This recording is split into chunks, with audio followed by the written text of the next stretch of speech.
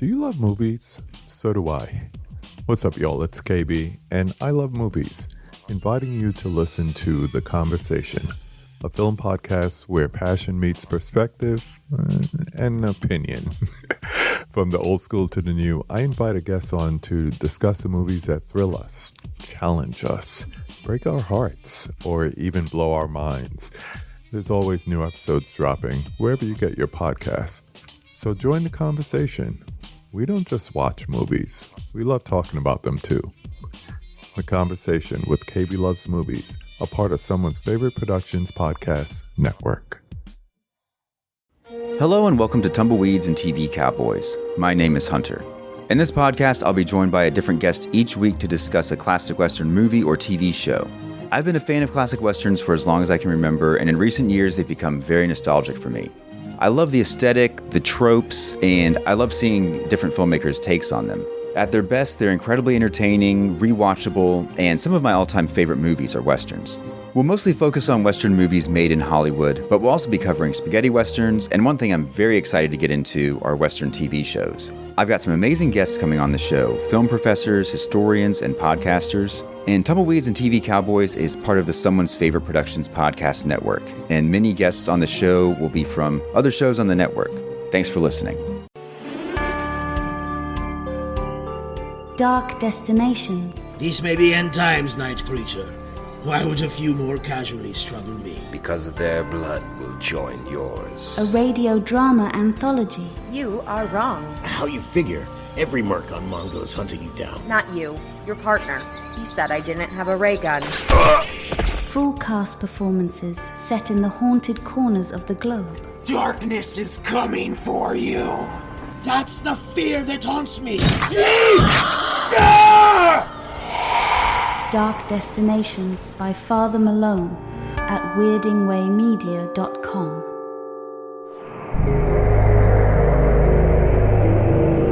Weirding Way Media.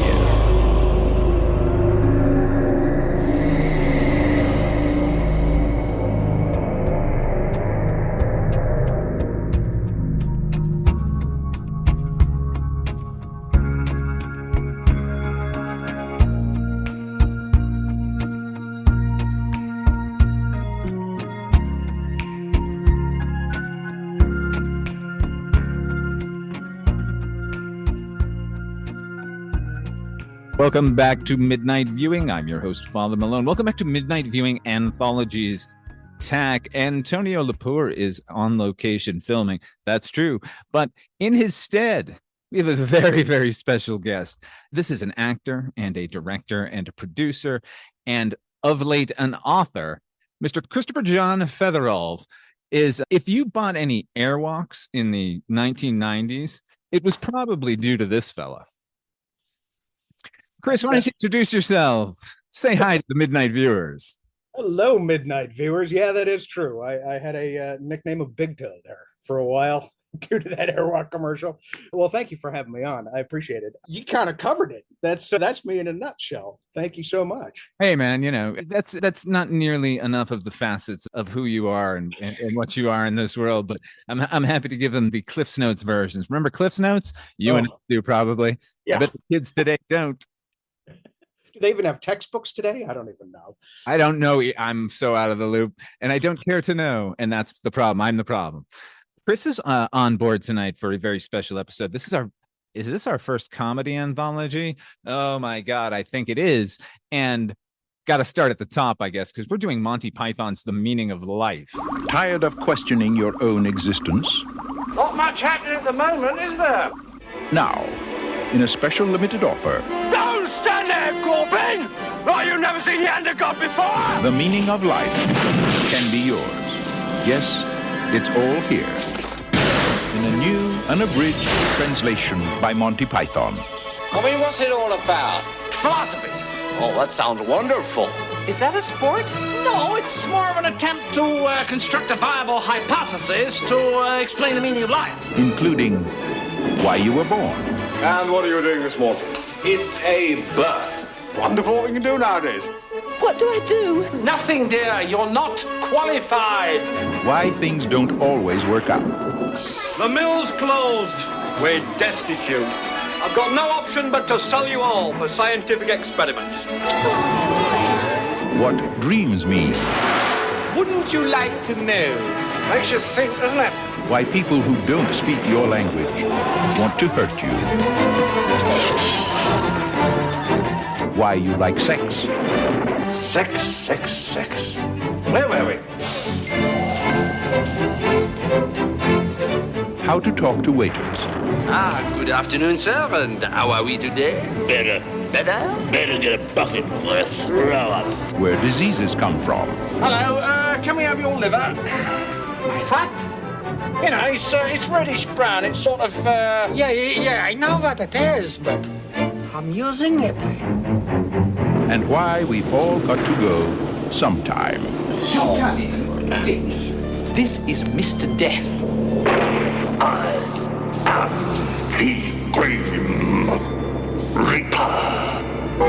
Well, that's cast rather a gloom over the evening, hasn't it? They haven't said much about the meaning of life so far, have they? Don't let the meaning of life pass you by. You ever wanted to know what it's all about? Nope. Is God really real? Let Monty Python explain it all for you. In the film that proves, once and for all, that there is death after life. Shall we take our cars? Why not? Yes, why not? The meaning of life. Is there heaven and hell? Do we reincarnate? Chris, before we get to all the shenanigans of Monty Python's, their history, your history with them, our history with them together, I don't know. Tell me about the book you've just written. Is it in any way involving dragons? It does. That's a very good question. I think you've done your research. Yeah, it's called The Last of the Giant Fire Lizards. It is lizard versus wizard. It's a magic flinging, fire breathing pile of fun. Why in 2024 have I never heard lizard versus wizard before? I know, right? That's astounding. Good for you. Thank you. Thank you. Yeah, no, it's a book about whose point of view are we taking here? Well, this is kind of the fun thing with it. And I don't know, other people that are smarter than me will probably be able to answer this question better, but I don't know of any other books or movies or any kind of, pop culture where it takes the perspective of the dragon. Oh my God, Dragon POV. Dragon POV. The whole I'm time. already sold. By the way, Chris, in addition to the lizard wizard thing, yeah, why hasn't there been a popular entertainment told from the dragon's point of view? Good question. Totally insane. Please continue. What's the story about? All right. So we're with the dragon. Starts a little tragic. The dragon loses a bit here. She loses her home, her mate, all because of this dirty ass wizard. By the way, can we swear on this show? Oh, fuck yeah. Oh, Lord. Fucking I don't know why I'm restraining. Yeah. Yeah. Go to town, baby. It's Zephyr Ignitus. When her home gets destroyed, she goes on the warpath. She goes out for revenge. She's got to hunt down this wizard and take him out. But along the way, she makes some friends. So she gathers her little crew of dragon warriors together, and they go out, find some strange new lands, destroy some cities, and have some big fire-breathing magic battles. You know why no one came up with lizard versus wizard? Because they weren't thinking from the lizard point of view. I like the way you think, man. Yeah, you're right. Honestly, I want to watch some wizards burn. Well, you could listen to them. I do the audiobook as well. Usually it's the dragons whose time has passed, but let's reverse that. Yeah. Make it positive, I think, right? Yeah, for sure. No, I want a dragon hero. And it's fun too, because you get to play a little bit with, in our world, in our human world here, we see dragons as this big, terrifying monster beast. In her world, she's the great protector of all things. And can't even really understand why people look at her as a terrifying thing. She's, hey, man, I'm here to help. But no, the wizard's got to kill. The wizard's got to take out the dragon. So this wizard's name. Back. What's that? What's this wizard's name? Zeohazen. Okay, I'm going to write that down. I'm going to write a letter against him. Yeah, no. I'm going to write a letter. Speaking of how old we are, I'm going to write that down. Barbenheimer, right? You got to choose. What are you on the side of the lizard or the wizard? I can't wait to read this book. You said you got an Audible version? There's an audio book out there, yeah. And if you do Kindle Unlimited, it's free. You can just go on there right now, look up Last of the Giant Fire Lizards, and start flipping pages. Oh my God, that sounds so wonderful and easy. And where else can we get this book? Amazon's the place. It's exclusive. Amazon and Apple. Fantastic. Yeah. Maybe you don't even need to leave your computer, your phone, or however you're listening to this. The device in your hand can get you a dragon story from the dragon's point of view right now. Just stop what you're doing and read that. Keep this podcast open on its own little window, but no, you can come back to this, man. This is pre-recorded. They need to live that live. You know what I mean? Stop and pay attention. Our shenanigans will wait. Yeah, that's true. That's true. Chris Fetherolf and I met back in, 1995, 4? Sounds about right, yeah. We were we were projectionists at the New Wilshire Theater in Santa Monica, California, between 14th and Euclid Street. You were my mentor. Oh, no, I don't know about that. I know we showed movies together, and that was a lot of fun. 2-screen house, then owned by Landmark Theaters. It's now a bicycle shop. Audio. I thought shoe shop, but yeah, no longer a movie theater. You know, as are most of these cinemas here in LA now. A lot of them are gone. Oof. I had driven past it and saw that there was a bike shop in there, and I thought, and this was the last time he came to Santa Monica. Yeah, for real. It really hurt. Yeah, it does. That was a beautiful theater. It was an old vaudeville theater. The fly space was still back there. There was a backstage area. It was an immense amount of fun. That backstage area, I don't know if you remember this, was filled with old canisters of old films. We had an original print of, I believe, Alien back there. We had some Charlie Chaplin shorts. It was nutty. We had the Seven Samurai. No, did we? Why did we never screen that? Oh, we did. Where was I? You were yet employed. This predates you when we were sort of still putting the theater back together, like, right. And they were loading those prints in. To be young, I don't often get nostalgic, and I'm not being nostalgic. It was a good time. I'm happy I'm living right now, though. But a great moment in the sort of right before the fall of 35 millimeter to be absolutely reveling in it. Yeah. And touching it and feeling it. I miss the taste of celluloid. I do too. It just hit me the other day. I posted something silly, plugging the book, and some of my old lives, and one being a projectionist. And I went, I bet I could still thread up a simplex. Could probably do it blindfolded. Just absolutely, that never goes away. Yeah.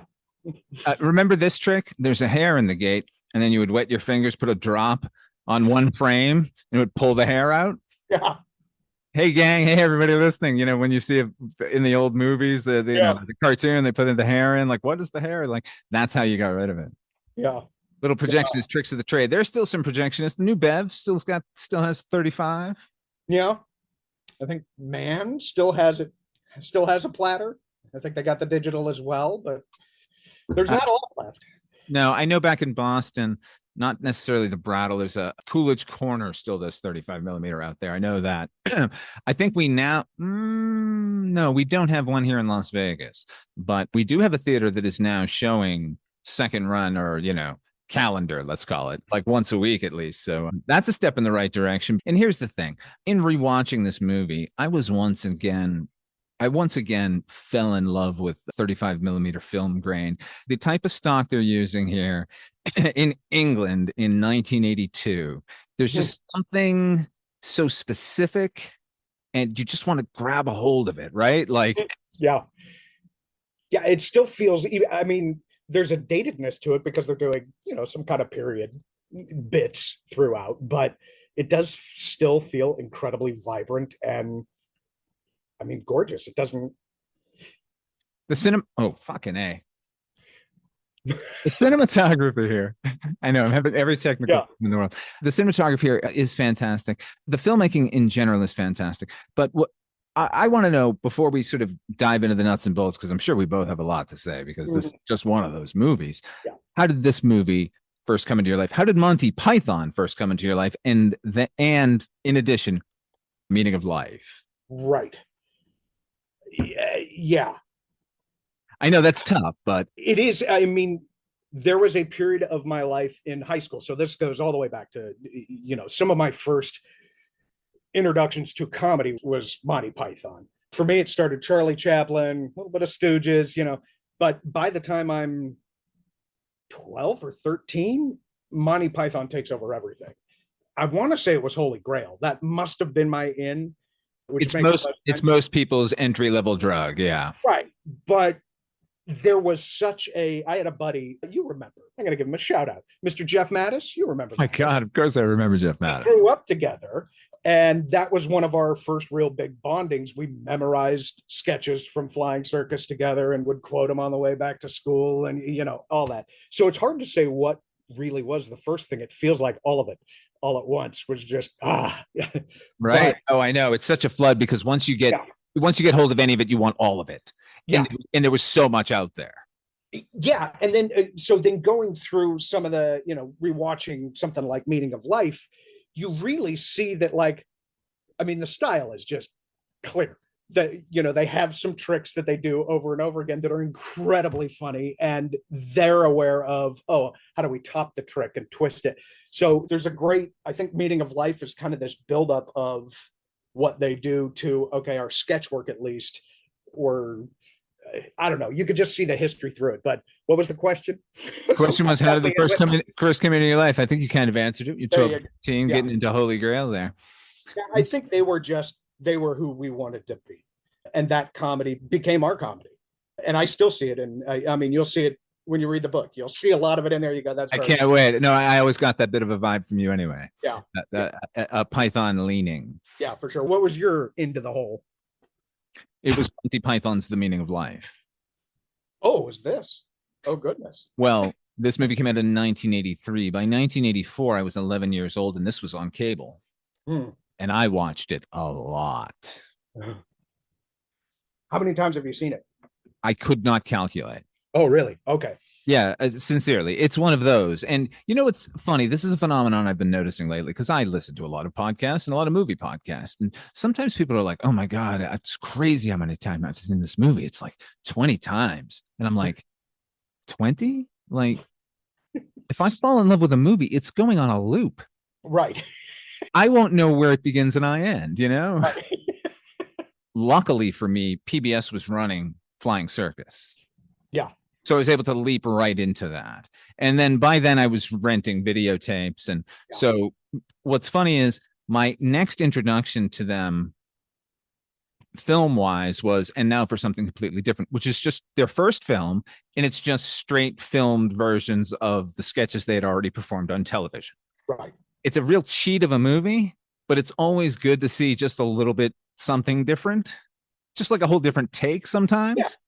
And a touch of higher production quality, a little more money for the. Yeah, but what's funny is looking at it, it seems hampered because it's not them directing. They have an outside director. So it still feels straight and television bound, even though they got a higher budget. I think it was the same guy, wasn't it?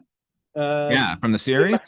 I think he did a lot of the Flying Circus, and then I think he did it now for something completely different, which so that makes perfect sense. Yeah. But so they didn't really get the reins until Holy Grail. And then it was Jones and Gilliam battling each other to the death. And that movie is gorgeous, but you can tell there are two warring parties in that one, right? Yeah. But I think we can all agree that Life of Brian is their perfect film, right? Oh, for sure. And here's my fun story about Life of Brian. So I'm at my height of Monty Python craze. And I take a little break. I decide to go down to the video store and rent something else. I'd heard about Flash Gordon. All right. Now I'm late to the game on the Flash Gordon, it's old 70s. You're never too late for Flash Gordon. But I pop it in, and in the first 10 minutes, theme song comes on. My mother, now this is a fairly religious household that I'm growing up in. My mother says to me, "What is this song? Flash, Savior of the Universe? No. Turn this off and go rent something else." And I try to explain it to her, and I'm a little more down to earth. And okay, fine, Mom. So I walked down to the video store, and this is when I realized Monty Python has another film, Life of Brian. Let me rent that and see. That one flew right over her head. And it is, and the whole time I was hands over my mouth, terrified they were going to walk in the room and go, "Oh no, this is much worse." And I'm rolling like, yeah, perfect film.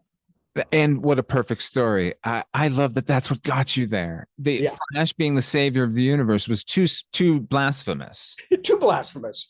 So let's downgrade and go to Life of Brian. They follow up Life of Brian with Hollywood Bowl. Yeah. Again, seen too many times. But and feels good watching them doing their thing live, but it's still not quite it, right? It's not what we're looking for. Not coming off of Holy Grail and Life of Brian. Now, Michael Palin, if you haven't read his book, I'm speaking to everyone here. If you haven't read Michael Palin's, he's published his diaries from 82 to 89, halfway to Hollywood. And he describes everything. And every time they wanted to do a movie, it was, and we all know this, a hard scramble to find the fucking financing to get those movies made, right? Yeah. So in 1982, MGM says, we'll give you each $250,000, do whatever you want. And they're like, wow, how perfect. But we really have nothing to say. To the point where they're going to abandon it. Yeah. And it's Terry Jones who sort of comes in and has a leveler Welsh head and gets them back to the table. And their initial script is going to be, the movie is going to be called The 7 Stages of Man. It's going to be one character, and we're going to follow him through the 7 stages of his life. That character is supposed to be played by Terry Jones. I don't know when the switch comes, where they're just like, fuck it, let's do sketches about these things. But I'm so happy they did. Yeah. This is going to be their final film, and they fucking go back to the well, but do it in a narrative format. Yeah. Look, Life of Brian can't be beat. It's a political, religious, wonderful statement for humanity. Yeah. It's the best of all of their instincts, all of their comedy. But this is almost a perfect meld of, we're going to tell long form narrative and short sketch and somehow make them work together in a way that feels organic, even when it doesn't. But then they buffer it with, okay, here's our short film presentation, which is very Monty Python, to just break a fourth wall and do something right. And that's great glue to piece those two things together. And it's gorgeous. Well, the short film, of course, popping up midway through, right? And then bringing all of these things back to where, I mean, there's a feeling of, okay, this is, there's an anthology to this, and it is kind of their old sketch work. But then there's we're well aware of that, and we're going to bring it back around. See, what I love about it is it's like as meaningful a movie as Life of Brian is, but it's about them. They each sort of allow themselves to go out and do their own thing. Terry Gilliam just wants to go off and make a fucking short film, and nobody says no when he keeps filming. It was supposed to be 4 minutes, right? It's 15 minutes. At least. It's totally absurd. Credits. I was a little too young to have snuck in at this point to have seen it in the theater, but I could imagine going in blind to see Monty Python's The Meaning of Life and this coming on. I guarantee you know this, you've worked in theaters. The poor usher outside that door had to go, no, it's part of the movie. Go back. It's already started. This is not a 10, 15 times a night. No, it's okay. Go back in. It's part. I guarantee it's part of the movie. Well, and they with it, they immortalize this, like something that I think has been missing from cinema for, even in our lifetime, is this, you get the featurette, and then maybe the little advertisement, the cartoon, and then the this and then the that. Like, it was a whole train of entertainment leading up to the big whatever. So they kind of give you that experience again with this too. Yeah, and that's an experience that we just missed it, right? Yeah. It's the one we've been chasing our entire lives, right? So it's wonderful when they can do something like that. Grindhouse did something similar to that, where they gave us trailers and in between trailers and go to the snack bar and shit. You want that experience when you go to the movies, man. I know we tried to do that as much as possible. If at all possible, I would throw in that John Waters no smoking ad. Remember that? Remember that bit of beauty? Yeah. Yeah, and I love it when I think Deadpool's doing some of that now, like they're doing the cell phone ad in front of them and whatnot. So, that's great. And that's cinema history. Like, that's stuff that, like, now that is gone, and you can't even go to the Hollywood Museum here and see that. So, yeah. Oh man, let's just start at the top. Let's talk Crimson Permanent Insurance. Everyone knows Monty Python, and they don't need to get into further into that. But this is just a lovely end to their careers. This is a lovely end to Monty Python. Monty Python, yeah. Because everything else is just, the contractual obligation album and this and that, and little specials and stuff. And it's cute and all, CD-ROMs, but like this is their last thing together. Yeah, absolutely. Okay. Yeah. Crimson Permanent Assurance. What are your thoughts on Crimson Permanent Assurance, sir? I mean, first of all, I think before we even get into this, you said this is the first comedy anthology that you're doing. Yeah, man. Is this also the first musical anthology that you're doing? Because this is really a musical film as well. I 100% agree with you on that. And this is our first musical as well. I don't think we've even had a musical segment of a thing. There you go. Yeah.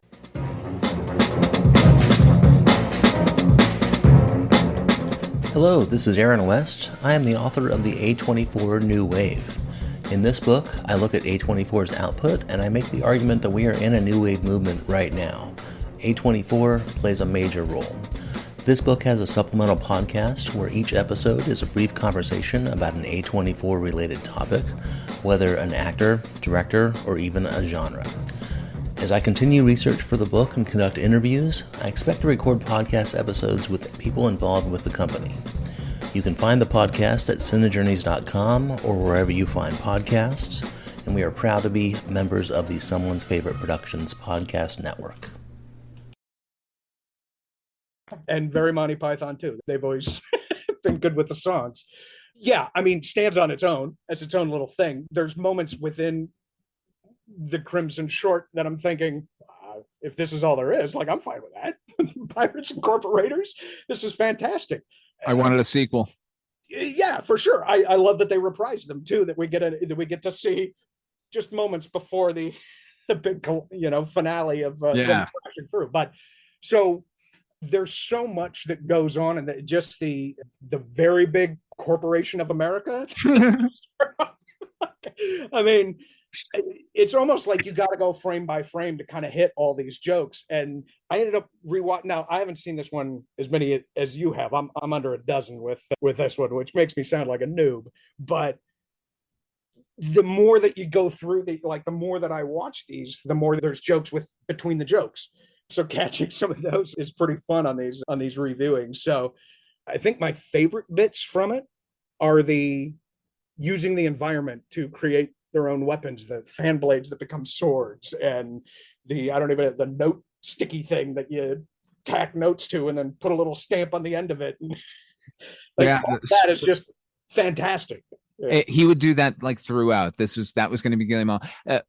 When they are fashioning those little weapons out of the little note spindles and such, I remembered there was a sketch he had done for Fisher King when he was trying to figure out who the Parry character was going to look like, and it was the shot of, well, it was a drawing of him like on one knee holding up his sword, and the sword itself you could tell was the emblem of a Buick.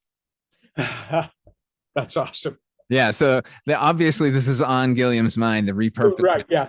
Trash becoming, or different things becoming different things, yeah. Which, yeah, is probably, I probably should have started there with Time Bandits.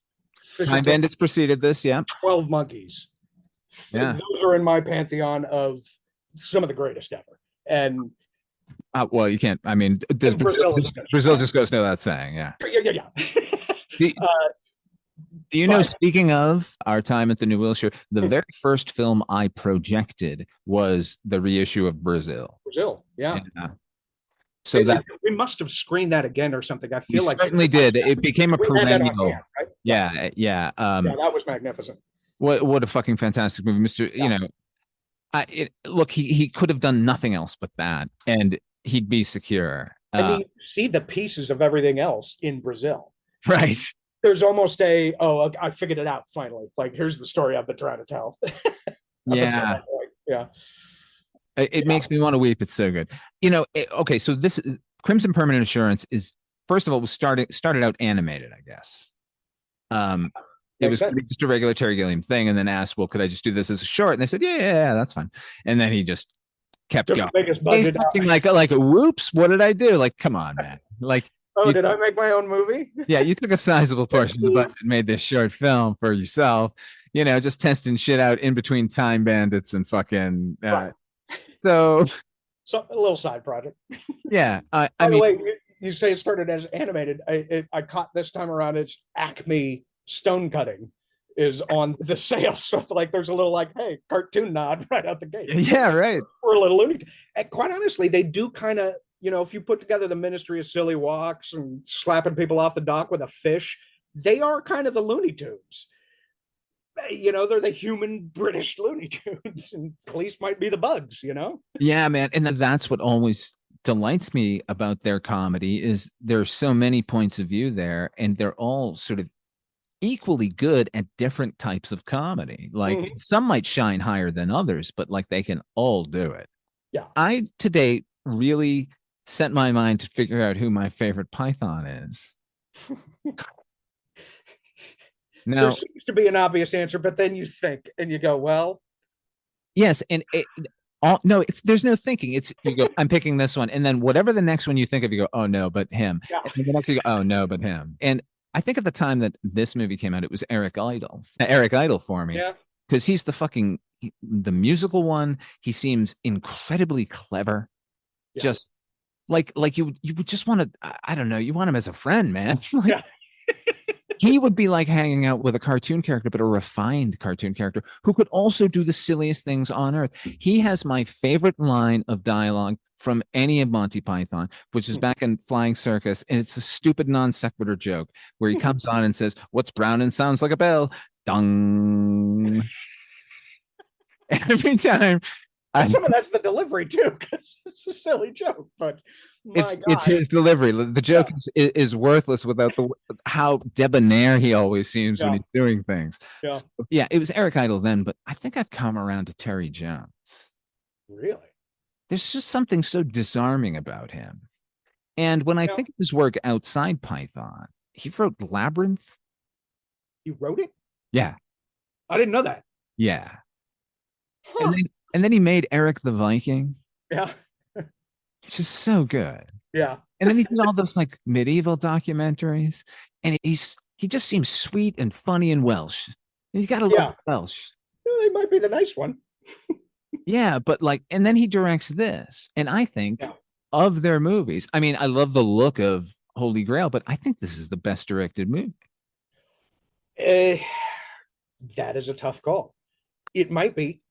With some of the dance numbers that they have in there, I'm thinking of that specifically. I'm thinking of Every Sperm is Sacred. Yeah. That sequence, I could watch it over and over again. It's as good as anything that came out of Hollywood in the golden age. I would agree. I was thinking to myself that, like, as far as talking musical anthologies, I was like, this kicks Singing in the Rain's ass. Oh man, Singing in the Rain is a disjointed mess. Like, I mean, it's all good pieces, but like, sure. Come on. Yeah. Do you remember Singing in the Rain played at our theater and Meryl Streep came in with her daughter? And they went and sat in the theater. Meryl Streep came out and got candy, and then she went back in, and then she came back out and got popcorn. She went back in. She came back out and got like a hot dog. And I was standing at the counter and I said, "Well, you're a big eater."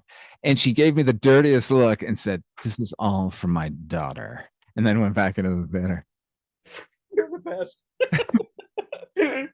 Terry Jones' direction of the movie, the musical portion of the movie, like that sequence is fantastic. And here's the thing: like the other movies are fantastically directed, but they are more narrative. So I'm more impressed with Jones on his own here because he's given dozens of genres that he has to hop through. We go to World War. We're fighting the Zulu battles in Africa at one point. Very seamless going between one to the other. It's kid covering head and then now we're in war, and same pulling out of the same guy, as cinematic as anything that Gilliam's doing, except it doesn't have that sheen of fairy tale on top of it. Yeah I'd agree. I think they do pull, like I said, I'm a big Chapman and old school silent movie guy too, and I think Python has always understood that, and maybe Terry specifically. And I think of things like where you set the camera up and you let the actors and the comedy do its thing, and it doesn't have to be about quick cutting or moving around. And there's things like jumping to the end now, but like the death coming off the cliff, and it's just this upshot from the grave, everybody in the room, and everybody's got their little behavior, and it's that you get a lot of comedy in one shot, and it's pick your composure, pick your shot. Yeah, could not agree with more. Like that shot. Just the holding while Death is making his way to the cabin, just the sort of sparse and lonely footage that we can jump around. It doesn't matter. This is I mean, life is full of choices. We when we get to the death, we'll get to the initial portion of death, but the main bit of it is here at this English sort of cabin, and a dinner party being thrown. Death shows up. It's a hilarious sequence, but the scene itself is as tense and as well directed as anything that was coming out of Hammer or Amicus in the 70s. It really feels eerie. And like a great, easy, practical effect that still works to this day of Death crossing through the table in the middle of the room to kind of prove that like, I am Death. Oh, and just from the way you frame it, it looks like he's walking through a table. It's great. We don't need to see the skull and the flaming eyes. It's just a fucking skeleton. He's got skeleton hands. Man, they were so proud of the articulation of those hands when they figured out that they could make it squeeze the balls. Yeah. Do you know how dumb I am? I did not realize that was John Cleese as Death. I figured it out this last time around. I can't even remember the word, but there was a word in there where I went, oh, that's Cleese. And of course it is, because where is he in the scene? That was the one thought follows the other. Exactly. Like, oh, it's Cleese. Oh yeah, where is he? Yeah. Gilliam is in the scene and Cleese isn't in the scene. I wonder who's my favorite gigantic Death. What? Gilliam as the dumb American is kind of my favorite thing in that scene of just, let me ask you something here. For so many years, I had no idea who that human was. Just because I started watching it at 11, and then when I started watching Flying Circus, he's not on Flying Circus, but a few times. Yeah, he's mostly the animator. Yeah, so seeing this guy, I'm like, wow, he's just must be one of these actors they work with from time to time. But no, that's of course Co-Python. Yeah, and he's great in the scene, Mr. Death. Mr. Death.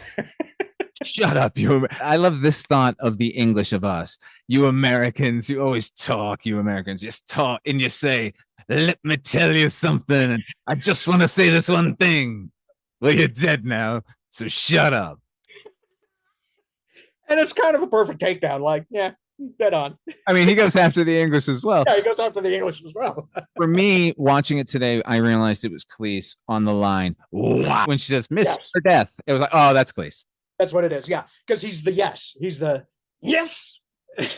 So it's whatever they're like in the birth scenes. Yeah, oh my God. Show it to the mother. The World War I sequence, man fighting against man, demonstrated his, you bastard. Nobody says bastard better than John Cleese. Yeah. If I could have him say it to someone once in my life, I would never say the word again.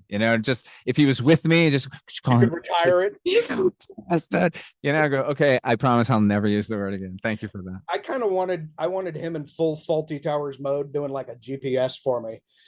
Take a right, no, the other right, Oh, it's not too late. Somebody make that happen. Angry John Cleese. He always seemed the angriest of the group, didn't he? He did, yeah. Zimmerman. Everybody seemed to agree that he was. So. All right, fair enough. What's your favorite sequence in this movie? I'm wondering. Oh, good God! You're gonna make me pick, right? Do you know? I've been listening to a few podcasts about this movie, and the consensus seems to be that it's not all that funny.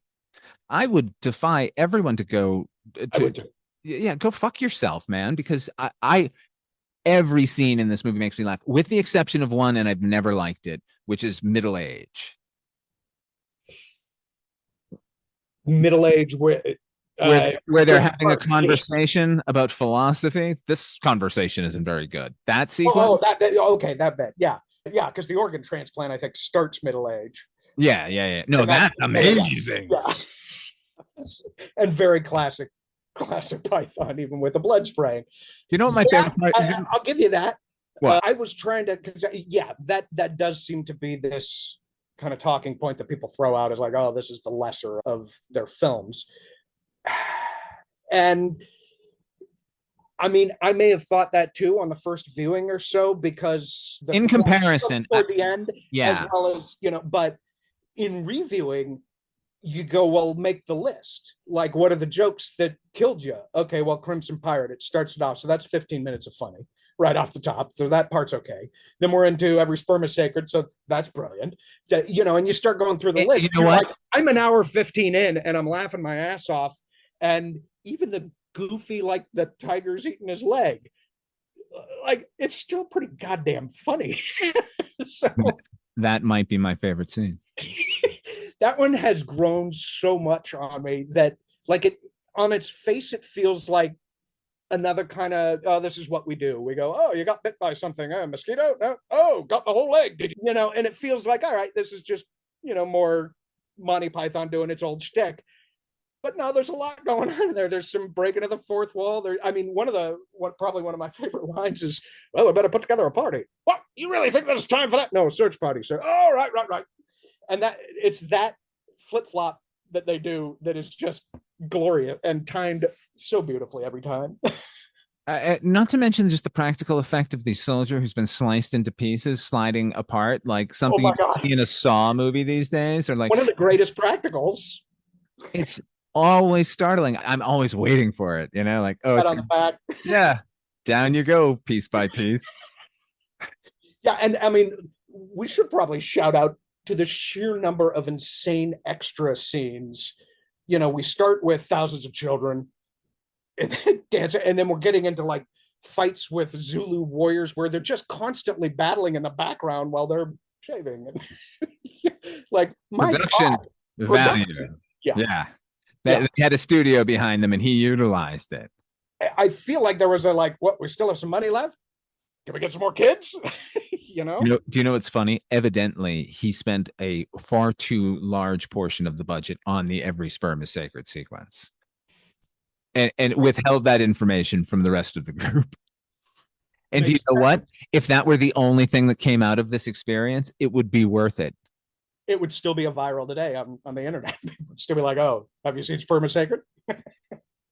I mean, you know, Life of Brian is a very wonderful sort of damning take on the sort of vagaries of organized religion. But having grown up Roman Catholic, this one grabbed me right where I lived.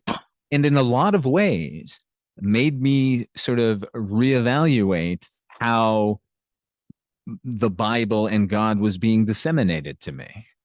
This not only a bit of a crack in the. Absolutely. It turned me into a Martin Luther. No, not that I'm Protestant, but not only this scene, but then we get a slice of Protestantism, not only in the sort of dialogue between between Graham Chapman and Eric Idle about how sexless they are, but we get that chapel scene, which is my other favorite joke in the movie, the prayer that Michael Palin is doing. It made me think about that really is every prayer, isn't it? It's just, ooh, you are so great. You're absolutely huge. Gosh, we're all really impressed down here. I can tell you. I know you think we're sucking up, but really it's just because you're that great. Yeah. And then the complete opposite of that, when they go to is it the final prayer or the final song is, we're terrified of you. Yes, please don't boil us and smash us.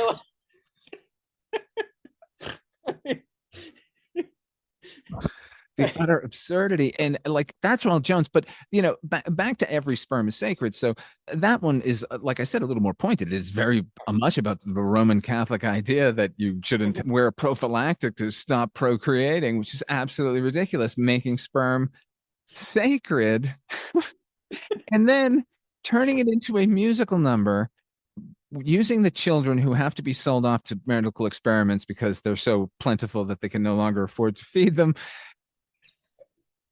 At the end of all that absurdity, the dragon comes into it. Speaking of you, it's so good you're here, because that is my favorite part of that sequence, when the fucking dragon comes out into the parade of Every Sperm is Sacred. Oh my God, it kills me every time. New Year all of a sudden. It's a Chinese New Year. So anyone who says this movie's not funny, man, go jump in a lake. It's for real. To turn that sort of like, you know, religioso political hot potato into one of the funniest things, and also again one of the better musical sequences from the 1980s anyway. Oh, at least, yeah. And I mean, you might need to stack it up to some other like real deal musicals. I think it holds. I think it holds itself in that department. It beats anything in Best Little Whorehouse in Texas. I'll tell you that much. For sure. Yeah. Little Shop of Horrors. Maybe that's a tough fight because that's so a tough fight. stylized. Yeah, but any other like Annie? I mean, come on. I got a soft spot in my heart for Annie. We all do, and we all love John Huston. But come on, man. Yeah, come on. Every sperm is sacred. You can't beat it. Can't beat it. And I love the kids trying to argue him out of selling him off to medical experiments too. Of like, well, can't you just cut him off? I mean, isn't it? Well, no. God knows every trick. Evidently, a lot of ADR in that scene because there were so many kids. Python being sensitive to that, they just had them say other lines and ADR'd it later. Really? So that kid didn't say, "Can't you have your balls cut off?" And Michael Palin did not say, "If I could wear a little rubber thing on the end of my cock." He said, "Like on the end of my sock" or something like that. Yeah. Right, yeah. So they did the whole vacuum, fuck you kind of thing. Yeah. Yeah. That's great. Well, that's I see, and you can tell that there's a little bit of social consciousness to them or whatnot. There's a couple of actually very forward thinking jokes throughout the movie that you're like, wow. The one in particular that comes to mind is at the end with the maid cleaning up the slop, who gives this great speech. Oh man! Yeah. Does something so off color that he has to take the bucket of slop and dump it on her head and go, "Sorry, didn't know we had a racist here." And there, I know it's such a wonderful scene. And there again is it's Terry Jones with the horrible racist getting the bucket dumped on his head. And what is being swept up is Terry Jones, who is the most vile character in cinema history, Mr. Creosote. Yeah. Who somehow survives the explosion. He fucking lives. Is he in the end scene? I don't think he's in the end. He's not in heaven. I mean, they were like, we're not rebuilding that rib cage. And yeah, carting it to a new location. Are you out of your fucking minds? It's not going to survive the day. We got the damn orphans and the Zulu warriors. We're fine. You know what? Okay, let's talk about the end of the movie when everyone goes to heaven. Let's talk about getting to heaven. When everyone dies, because they've all been poisoned at the same time, except Michael Palin, who in the film's only ad lib, I didn't eat the salmon. Yeah.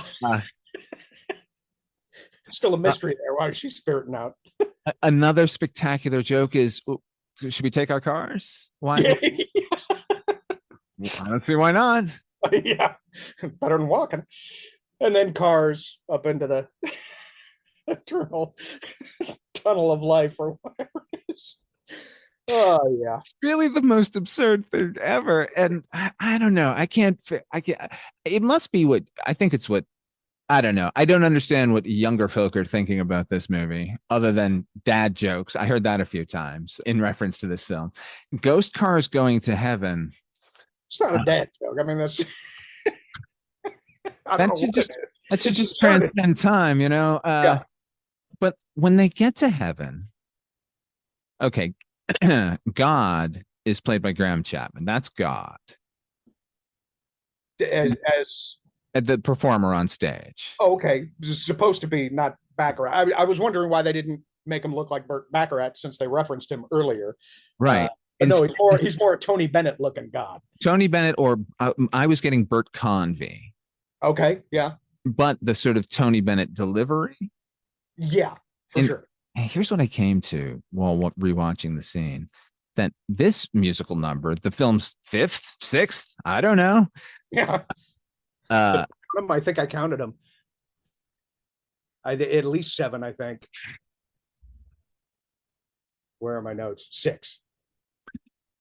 It's a musical. If you have 6 fucking musical numbers, you're a musical. The last musical, the genre in my mind is horror. They're in hell, right? You would think, yeah. It kind of seems like it. I mean, everybody's still bloodied up. There's still a severed head from the war. Yeah, nobody's reunited with heaven in your messed up body. Yeah, the head on the plate always amused me. But if every day of eternity is Christmas, that's pretty hellacious. And you have to watch that show every day? Well, now we're getting into the weeds, yeah. I don't know, man. Oh my goodness. This actually, so they reprise the transplant song at the end of the movie, the Galaxy song, thank you. And he says in that scene earlier in the film, after the song plays, her reaction to it is, well, I feel pretty insignificant now. And he goes, yeah, so why don't you give us your liver? Okay, reprise the song as your audience is walking out of the auditorium. You now need to feel insignificant. Goodbye. What great. And that's, yeah. It is, you know, and that's kind of, feeds into that. There is a reading of this movie that could be made where this is them as much saying fuck you to everybody, including their audience, as anything else going on. I mean, it's actually pretty contemptuous at the end, because the film technically has a narrator in that Michael Palin shows up in the middle of the film, and then at the end of the film, not only giving us the meaning of life, which I think most people are taking as really pithy, but really it is the meaning of life. Like, as it turns out, all these years later, I go, oh yeah, no, that's it, really. Well, and that, I think Contemptuous is like, you really hit it with that when what follows. Yeah, but it's kind of like idiots. Like, what were you thinking it was going to be? So yeah, the actual meaning of life is as simple as can be, and you should have figured it out on your own. And then he launches into this attack on, we can't get anybody out to the sodding cinema. Yeah. They're all, he references Friday the 13th here. I think I missed the Friday the 13th reference. Oh, he says, like, you know, you want like hockey mask killers, like stabbing people with knitting needles. That's the bloody video jaded audience. Like, fuck you all. Bye. Yeah. I mean, maybe that's, it is pretty great. I doubt that's this is our last, like, and then we're gonna pull out of our old show to be like, see you later, suckers.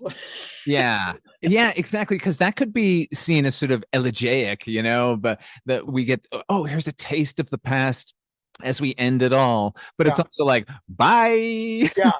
And is this like, maybe this is some sort of commentary in general, like, was this the meaning of our lives?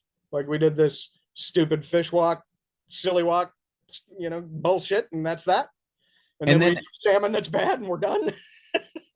Do you know that the last time Monty Python performed together as a group was the fish scene at the opening of this movie? On camera? Yeah. Yeah. Really? Yep. That's them as the fishes, which is also another tie around throughout the movie that keeps coming back. We're seeing a lot of this through the fishes. It's the fishes who have been asking the questions, after all. None of the people in this movie give a shit about the meaning of life, really. Yeah. They're just living their lives. The fish are the ones who are being told the tale, I believe. Yeah. And they're in multiple places. We know they're in heaven, but they're also down on earth because they see They see, wonder where that fish is gone. Yeah. They love that part. So they exist in multiple realities, I think, at once. What's also great is that I love the dead middle of the movie where they just call themselves out and they go, wasn't this supposed to be about the meaning of life? Like, nobody said much about this, have they? I mean, should we talk about boobies for a second?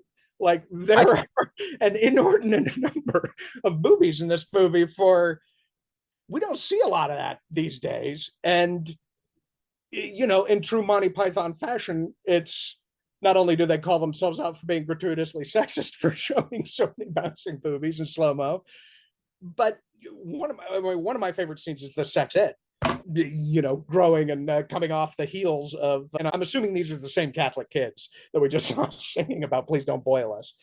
Oh no, these are Protestant kids now. Oh, these are the Protestants. That's right. Yeah. So because why would you be doing that in a Catholic school? Right. The only thing that really remains from the 7 stages of man, when it was going to be one narrative, is the prep school into the war. That's one character. Okay. And presumably we would have followed him coming back from the war and on until he died. Right. But yeah, let's talk the sex ed scene, because it's again, I find it funny on so many levels that what they're saying is kind of true. Like, first of all, it's absurd that they would be performing sex education. They would be having sex in front of their students in order to educate them. How is this school still in existence? Yeah, and even funnier though, that nobody is interested at all. It might as well be algebra.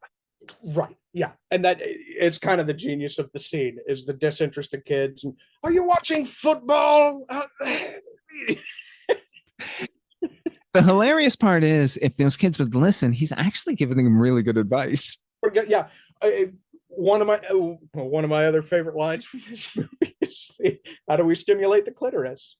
How do we do the foreplay? Stimulate the clitoris. How about a kiss?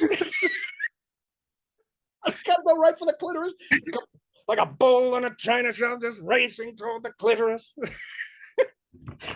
Genius. He's so gentle in that scene, and what's funny is like it is very thoughtful.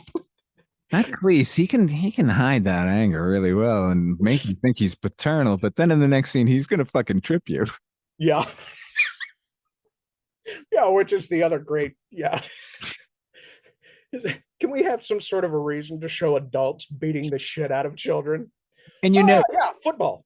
And a lot of them went through that prep school existence. I know specifically Eric Idle has spoken about how soul crushing his life was in there. So I'm glad that they were, even as late as the 1980s, still hammering hard on that institution, Yeah. Make sure this doesn't rear its ugly head against somewhere, which I'm sure it exists out there. I read, or I guess it was in the Monty Python, The Truth, one of the documentaries that they did. When they were talking about this, it sounded like they wrote a lot of it separately, but it sounds like there was a little more cohesion than what I had read. Do you have any? I know that they went to Jamaica together to do it. And I heard that. And that's when they sort of came to the impasse, but that was also Jones bringing them back to the table. That doesn't mean that they were necessarily in the room together, because I don't think those guys were ever in the room together. I feel like they wrote alone to begin with. Right? Well, there were partners. It was Chapman and Cleese. It was Palin and Jones, and it was Idle by himself and Gilliam by himself. Sing us track number 6 from the soundtrack.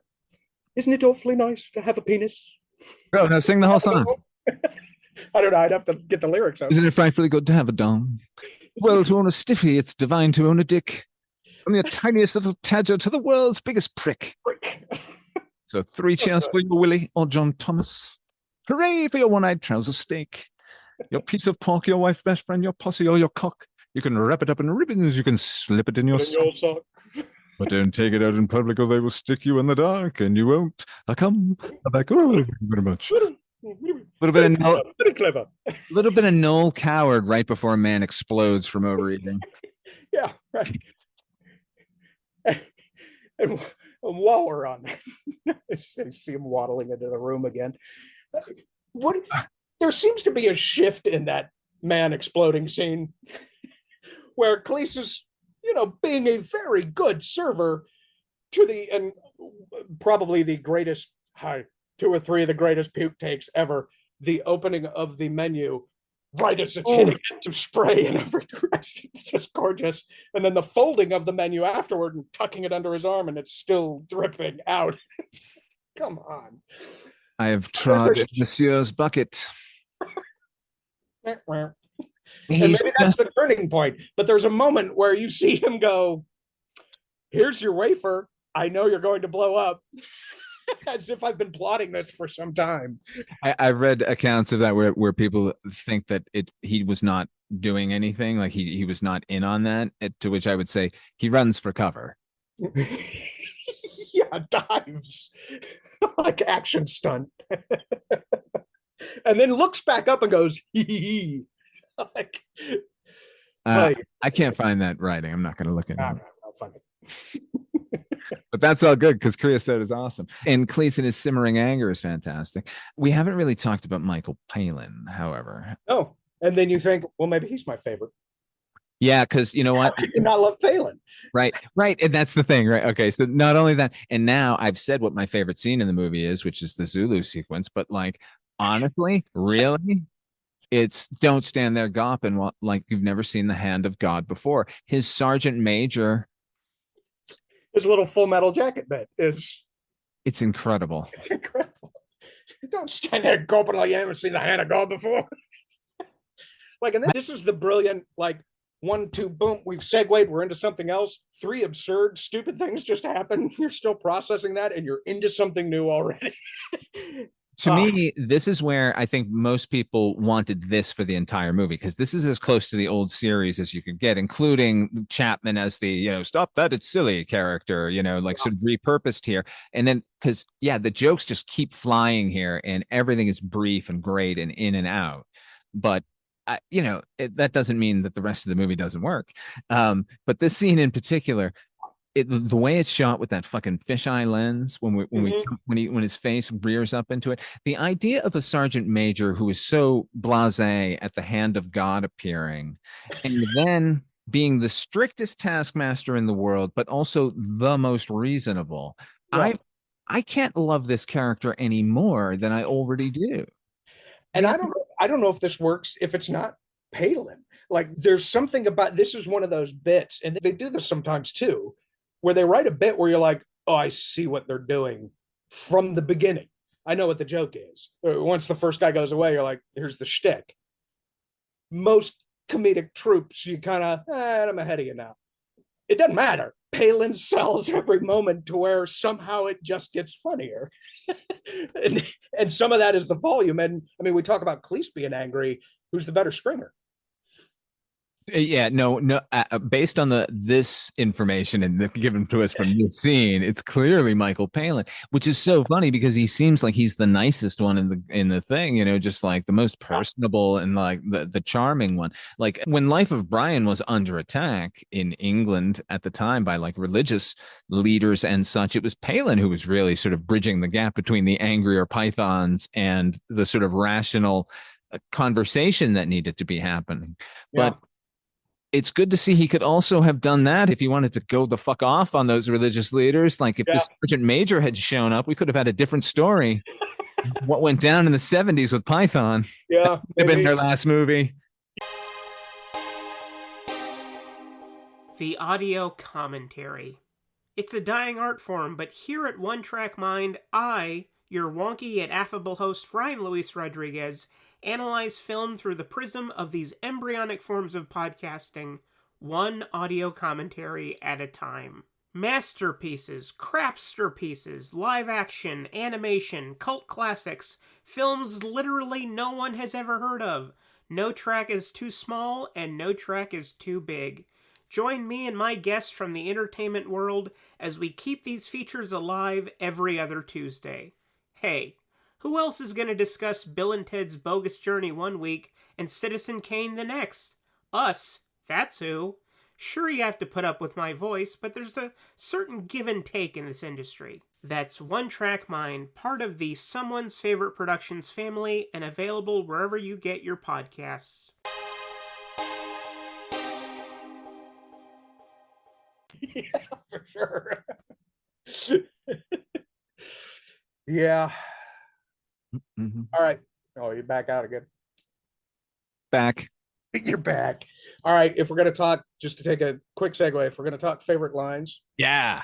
I got to say, probably the greatest line, Monty Python, my final answer for me is Life of Brian. It's the crowd scene.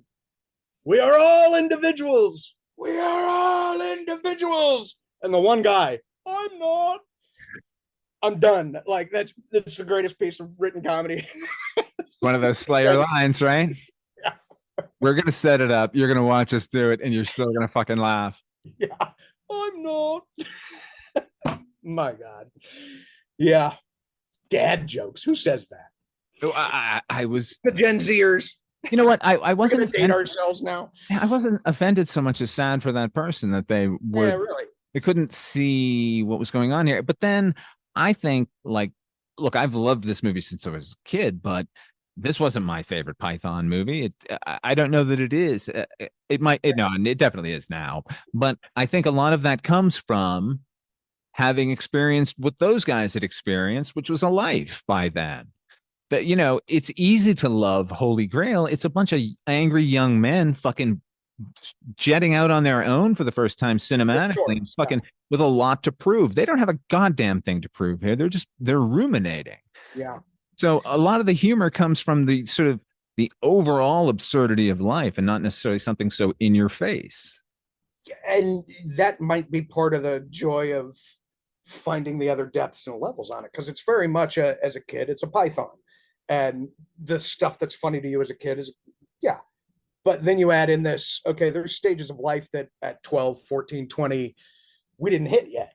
So we don't necessarily know some of the nuance that's going on and some of what they're doing for these later bits. So yeah, I think as we grow up, I mean, this definitely hit me different rewatching it to, kind of prep for this show. I went, yeah, I get to watch it again, and went, there's a lot. Like, I was a little stunned at how, I always knew it was deep because it's the meaning of life, and I knew that they were weaseling stuff in there, and some of those were my favorite lines. But this was really like, wow, you really do they don't back off on even though they joke about, we haven't told you anything about the meaning of life in the middle of the film. No, they really have. They've hit a lot of stuff coming up to that point. It's just not been spoon-fed. And then they go, all right, now we'll spoon-fed some shit to you and see how that goes. So yeah, they'll hand it to them. I think you grow with the movie,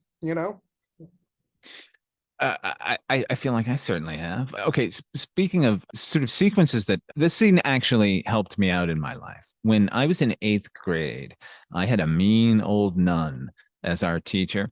And one day she tried to pull this bullshit where she gave us this science quiz with information that she had not thus taught us about astronomy. And on the quiz, it was all about the Milky Way. And it just so happens that I had heard the Galaxy song on a loop in my head. So I fucking aced her stupid quiz because I know that we were 50,000 light years from galactic point. Yeah. I know that the Galaxy Way bulges in the middle 16,000 light years thick, but out by us, it's just 3,000 light years wide. Sorry, Sister Amatis. Once again, the old science versus religion. Science wins. And the genius of Eric Idle. And no reason I loved him so much as a kid. Like, he wrote the first They Might Be Giants song with Galaxy song. I was going to say, it reminds me very much of that. I did not surprised to hear he was involved in that. I didn't know that. No. I'm just saying, like, he wrote. Oh, he wrote I see what you're saying. He wrote what they were going to be basically making their career on. You're saying they ripped him off, is what? Yeah, basically. I think John and John might owe Eric Idle a few royalties. They might. Here comes the science. Like the kind of guys that would pay it too. Yeah, they would. Oh, good call. You're right. I shouldn't suggest that. I'm sorry. We just started some shit. Now we're in the middle of a Python lawsuit. Another one. Another one. And you know what? Now Eric Idle seems like the most reasonable of all. If you see him, like, he's he's not taking shit and letting everybody know exactly what's up and who's doing what to whom, Yeah. I mean, there's a big part of me that wishes they were best friends just because you want them to be. But the chemistry is the chemistry. And I mean, I don't know if we get what we got if they liked each other a little more.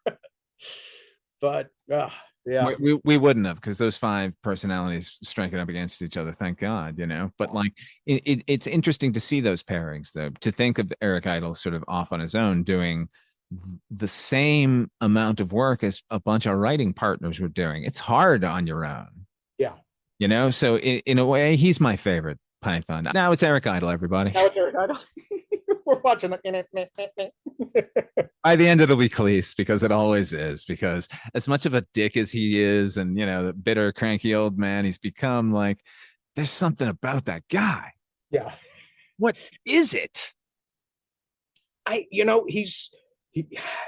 He's erudite, but willing to fucking roll around in the mud and be stupid. Oh, for sure. And, I see his tweets all the time, and he's a pretty conscientious dude who also doesn't take shit and loves calling people out for their shit. So there's a bit of a warrior to him that, like, maybe you need to be cantankerous and, whatever. Now you're old. Now you can be cantankerous. Like, be as old man as you can right now, I feel cheated, though, because he got to be cantankerous his whole motherfucking life just because he was so talented. Yeah, the writing was on the wall for him from day one. He was like, I'm 65. I just got to get there, I guess. Yeah, he was one of those guys born that age. But you know what? Let's talk my favorite Python, Graham Chapman. All right. I have to say, and I would guess that Graham would have it no other way. My favorite Graham Chapman moment of all time is the moment where he wasn't actually alive, but it was the live show, and they had his urn of ashes sitting on the table. And I think it's Cleese that crosses his legs and kicks it over and spills them all over the place. Oh, Graham! Oh, so sorry. It's like Graham, Truly still wonderful. killing it even after death. Do you remember that incredibly dangerous club he belonged to? That it's a group of British adventurers, and most of them, including Chapman, I think at that point knew he was terminal. And they do things like bring double-decker buses to mountains and then ski down the mountain while riding inside the double-decker bus. Adventure Club. Yeah, Adventure Club. I mean, really, it's Jackass, just like stylish. Yeah. Jackass UK. Graham Chapman was the perfect front man for, or rather leading man for Python, I think. I think there's no question that you would want him over Cleese to be King Arthur, to be Brian. Oh, yeah. No, he's got much more of an everyman, old school everyman to him, for sure. Yeah. There's a depth just looking into that guy's eyes. Yeah. And I know he was a drunk and everything, but like, who fucking gives a shit? You know what I mean? Like, the man was living. Never go do dramatic stuff, because I feel like he's the guy that would have like killed it in some dramatic roles as well. He absolutely would have. Like, it's kind of a shame because the only other real sort of big performance we got from him was Yellowbeard, and that he's great in that movie, but that's a terrible movie. It's not that. Yeah, it doesn't live up to him. Yeah. It's a whiter shade of pale of Python. It's just like kind of going through the motions here. Yeah. But you mentioned boobies and his sequence. How did we mention that and get off topic? This man is about to die. I mean, clearly, when I was 13, there was no better scene in the movie than Mr. Jarrett's death. How meta-fucking physical was this? That we're watching this guy who has chosen his means of execution. His crime is the means of execution.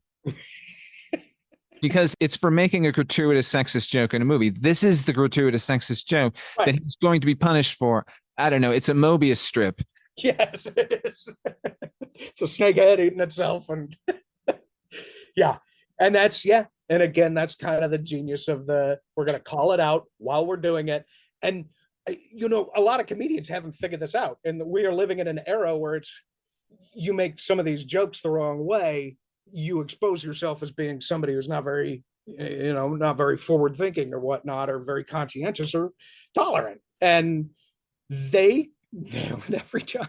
Like, they know exactly what they're doing and how to do it. And there you go. Yeah. And speaking just on a performance level, when we see Graham Chapman for the first time in his panic, I genuinely feel for that man. He seems terrified. Like, that is terror. That's not acting fear. Well, and this is the other level of the joke, so we've already got a couple levels of the joke working on, and now he's chosen his own method, and it is to die by being chased off a cliff by as many boobies as possible. And he's terrified of it. He's terrified of it. You chose it. Number one. Number two, you chose it because it's boobies. But it's the worst. Oh my God. It's the most sophisticated joke about the stupidest, most sexist thing. That is them in a nutshell. My God. And they exist in a lot of nutshells, but that is one of the nutshells they exist in. That is just, it's brilliant. That's why they are who they are. And then it does end, as you said, just so beautifully with that body falling through the air into his casket. At a trajectory that is 45-degree angle. Is out the window. This is not possible. It's like they would have had Stuntman can't fall into a bag with as much accuracy as Mr. Jarrett falling off of a cliff to his death into his own coffin on the sea. That made me wonder as a child, can you do that? Can you just be buried on the beach in a coffin like that? I don't think you can. I don't think you can either. But I guess if they give you your choice. In that world, evidently, were all of those pieces part of the choice? Was he like, all right, we need boobies, the helmets on the women, we need shore, I like the ocean. I need to be able to make a jump that can end up in the Guinness Book of World Records. I don't know. And you know what? In that sequence, we're just going to keep talking about the movie, I guess, because we get Gilliam at his best in the next sequence, which is these leaves, the suicidal leaf in autumn. His best animation in that, yes. And the fallout therein when he's discovered having killed himself. And a perfect Python joke. We don't need to see the foot drop into the frame when all of those leaves give up at once. Right. Yeah, and this is another thing that I love about them. Is they take a rando perspective on something. They'll go, what is fall like for a leaf? Isn't that just mass suicide? Like, and I see these think tank meetings with them. They're like, yeah. But this is all Gilliam, so it's Gilliam alone in a room talking to himself, going like, trees, leaves, it's mass suicide. Which, by the way, brings up a good question. Does Gilliam ever become your favorite? No. I'm sorry, but no. Gilliam is one of my favorite filmmakers. He's one of my favorite. That would be my distinction. If I said performer versus director, favorite Python. I think, here's the thing. When they were doing Flying Circus, he very well could be my favorite Python member. More often than not, as a kid, probably he was my favorite Python member. Just for the animations? Yeah. Yeah. Because they're as integral to every other performance on in that. But once we get into the film, he's behind the camera and occasionally, a little part. He's very funny in Holy Grail, but I don't consider him on the par with any of the others. Performance-wise, no. Yeah. No, he's there because he's a good animator and he's really funny, but he's not there because he wasn't in the Footlight Parade or whatever the fuck they were doing for Cambridge. Right. We're getting into the weeds here, but do you know how he came into the group? I believe he had been running in San Francisco, I want to say, like sort of humorous magazines and such, and accepted a job in England, basically doing that, like photo funnies kind of things, and animation without animation kind of a thing. Precursor to Gilliam. Yeah, and I know it was like either Palin or one of them sort of befriended him, and then these guys all eventually sort of came together, and then he got brought along. So I'm not trying to diminish his role or anything, but no, not at all. I don't. You know what I mean? Like, it's not like they pulled him in and he wasn't as good as any of them or anything. This kid, he can draw, whatever. It's clearly he made Fisher King. You know what I mean? Like, what am I going to say? Yeah, yeah, Fisher King. Like I said, 12 Monkeys, Fisher King, like just. That's a 1-2 punch right there, man. The 80s in general, the 80s for Gilliam were fucking great. Ridiculous. Yeah, to the point of, not to get off money in general, but, you're probably the same way of like, who's my favorite director of this decade kind of a thing. And he had a decade for me there where it was like everything he does, I'm there. Yeah. There in ways we couldn't be for other filmmakers, even as good as they were being. There was something so fucking unique about Terry Gilliam. And there was something that made me so proud as an American that he was the American in Python. Yeah, there is a little bit of like, see, we can stand with you guys in the comedy. Do it in another way, maybe. Put it in another way. And then we got Robin Williams, and we were like, okay, maybe we beat you. Now, all right, you're on the same. Which that's like, oh man, I don't even want to go there. Fisher King is just absolutely fucking brilliant, and Brazil is his best movie. It's a fucking achievement. But I'm not going to watch Brazil as much as I'm going to watch Fisher King, just for the sweet-heartedness of it all. I think that's probably his emotional. That's where the most human he's been was with Fisher King. It's the least cynical. For sure. And just that it's it is my favorite Gilliam film. It just hits so many goddamn levels for me. That's hard to beat. So no, he'll never be my favorite Python, but he's just as intense. Deserves to be there. Yeah, man, like he's as hard as any of those motherfuckers. For sure. Any other notes? I'm running out of topics here with the meaning of life. Yeah, you did mention one thing, which we talked a little bit about, but there is this, and I don't feel like this was much going on a lot in Flying Circus as much, but there is this educational element to the meaning of life as well. Just like, there's a lot of history, and I mean, just the religious conversations with Protestant versus Catholic, and then we get into a little bit of history of these are clearly thinkers doing silly things, and it's a perfect mesh. That again, like this movie playing to each of their members' strength, because as great as they are silly at the silly and the physical stuff, and these guys started out as writers, and so the conversation between the Protestant and his wife is so verbose, and you can feel that. I believe that's Chapman writing that stuff, like where like you said, this is a natural conversation that in any other movie would have been an exposition dump of a character to let us know what was actually going on. It is supremely educational, and it's fucking hilarious. Yeah. And then you get her piping in to give you a little. You realize this poor clueless woman played by Eric Idle, who is we could have done this more than twice. Didn't realize that sex was the thing, because that's how sexless the Protestants are, which I loved in comparison to Out the Window, the endless stream of children during the entire scene. Glad you brought that up. The house is like a clown car of children. And you know that they just looped them, but the effect is just awesome. I mean, and I feel like they must have been writing the Protestant scene going, can we make it just a little longer? Can he bitch a little bit longer about something just so we can see a few more orphans go by? And Chapman's so good in that scene. Like, do you have one of those? Well, no, but just, yeah, I could. And just clueless that she's kind of getting like, wait a minute, what's going on over here? But I'm just explaining something to you, honey. We're not going to have sex any more than we already have. Sorry. Well, no. Why don't we? And he's just going, yeah. Black Mamba. Tickler. Now, speaking of Graham Chapman, the image that I saw of the movie before I saw the movie, it was in a magazine, I believe, was the middle of the film portion, the Wonder Where's the Fish, with Chapman in this fucking outrageous, corset and wig, while Terry Jones, God bless him, with fucking these like, oh my God, Freddy Krueger, like some nightmare arms that are so long but bend in 6 places, but still has finger mobility.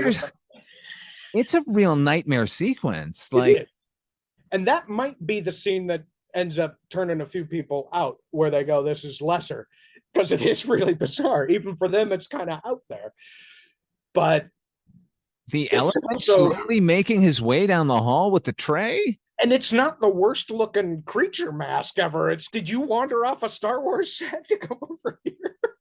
Yeah, I thought the Henson people were involved or something, because the living cartoon comes horrifyingly close to the camera. And then there's some random, just some gas blowing out the background behind them. And like we're in a manor home, but somehow we're in a hallway that's like a steam tunnel. Like, well, I don't know who wrote that one. I was going to say, who wrote this one? Was this like, okay, we have all these random pieces. What do? Put them together and let's make a stew. All right. The arms alone, Terry Jones. Like, talk about breaking the fourth wall. He's obviously they love their mechanics, because not only did we get the ball squeezing specter of death at the end, but he's really selling the fingers right to the camera.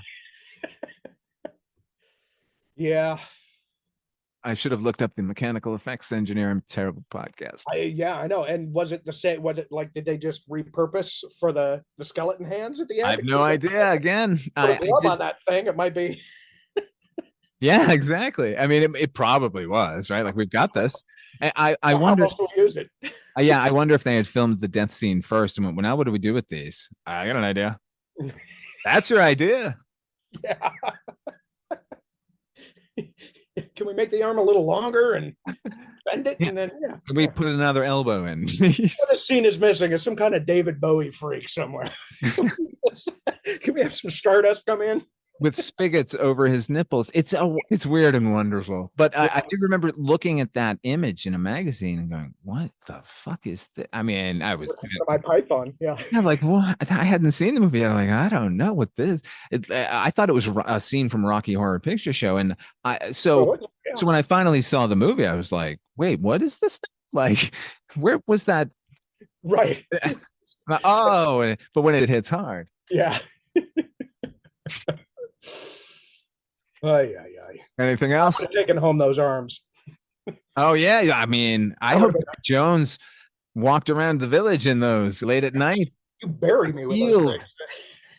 Be buried in them. They can't close the coffin lids. It's death proof. Yeah, for sure. I think that's going to do it for us here at Midnight Viewing Anthologies Attack. Boy, any you want to sum up your thoughts on meaning of life here? You got any closing remarks? Nah, we said it all. But I do want to ask you to tell our listeners once again how they can get a hold of all of your fucking fantastic stuff. Your book. Oh my goodness. You got videos out there. You got a website. Yeah, all sorts of stuff. Give me your socials. All those socials. Yeah, well, head on over to Amazon. That's the best place to go. You get The Last of the Giant Fire Lizards out on ebook, paperback, and audiobook. You can also check out a little bit more if you want to learn a bit more about the dragon. I'm on Facebook at Giant Fire Lizards. The website is giant-lizards.com. And there you go. Easy enough to track it down. Everybody fucking head on over there right now and do yourself a favor and read. You don't even have to read. You can just listen to it. You can be lazy.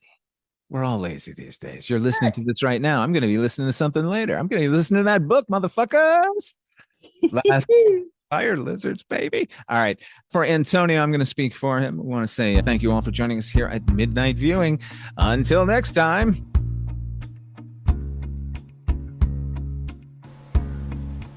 Midnight Viewing Anthologies Attack is a proud member of Weirding Way Media. Our theme song was composed by HP. If you want to hear these episodes early and commercial-free, go to patreon.com/Father Malone.